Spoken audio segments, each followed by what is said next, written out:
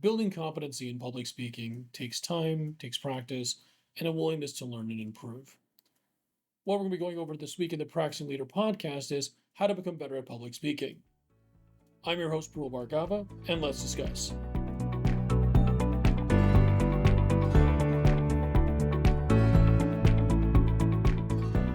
Public speaking has always been difficult for me, even going back to grade school. It's one of those things where I was frequently struck by stage fright and unable to continue. Something that I ran into quite a bit. And these are some of the tips that I've put together as a result of that experience. It's something even to this day, even as I'm doing this video right now, it is something that is difficult for me because it is a constant, not battle, I think that's too strong a term, but it requires preparation. And that goes into one of the first tips that I can provide. Prepare your speech, prepare what you're going to be talking about.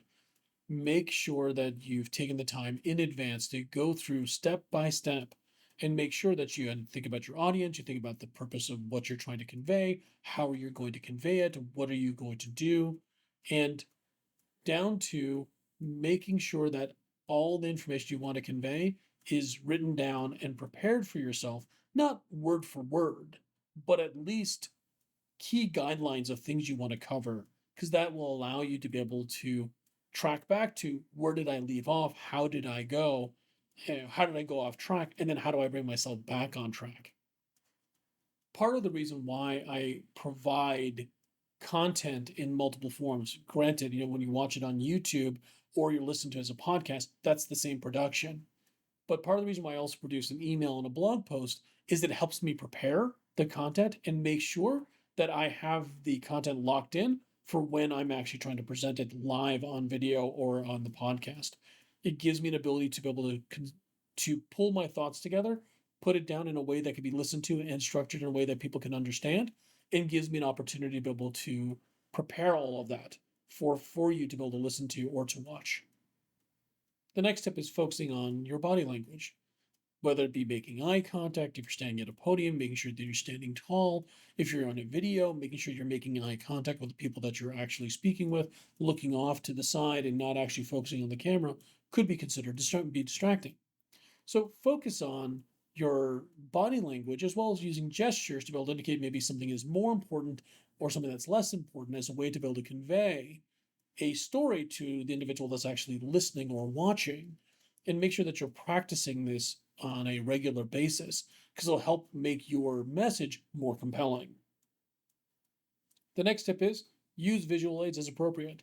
Maybe you want to put together some slides, maybe you want to put together a presentation with some charts, maybe you want to use a laser pointer to be able to convey or be able to direct people's attention. Use visual aids to help convey your message. It'll help enhance the speech, but you also be careful not that you're not using an overabundance of visual aids that actually detract from what message you're trying to convey. After you're done speaking, take the time to ask for feedback, to ask people, well, how did your message land? What about your speaking style? What about the delivery? Ask folks for their feedback so that way you can learn and improve the way that you're communicating. Very similarly, I'm going to ask you, if you're watching this on YouTube, please take a moment to drop a comment and give me your feedback. I'd love to hear it.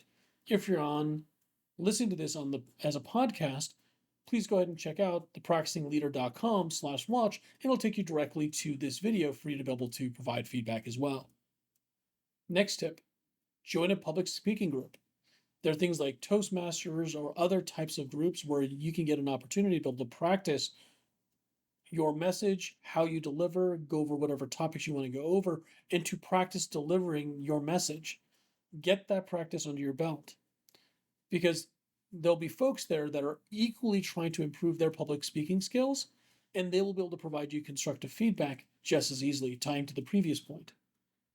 And finally, practice.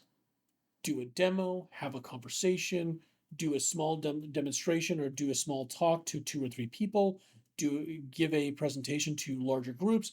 Wherever you have the opportunity, practice.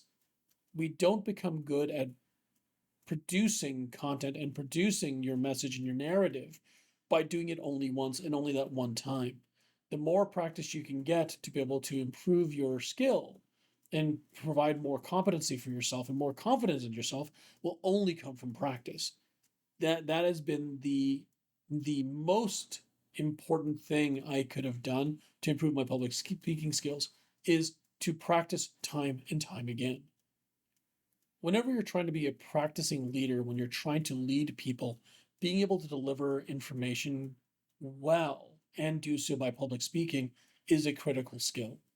Taking the time to be able to learn how to convey your message in a way that folks can hear and be able to have those conversations with folks, whether it be live in dialogue or presenting in front of a group, whatever the case might be, these skills are critical to being able to be a practicing leader. Taking the time to prepare, to practice, to understand your body language, to take whatever opportunities you can to practice either in a public speaking group or to take whatever opportunities are provided to you, and using visual aids as appropriate are going to help you be more effective at public speaking and allow you to be able to show up as your best self. This has been the Practicing Leader podcast. I'm your host, Prul Bhargava, and I'll see you next week.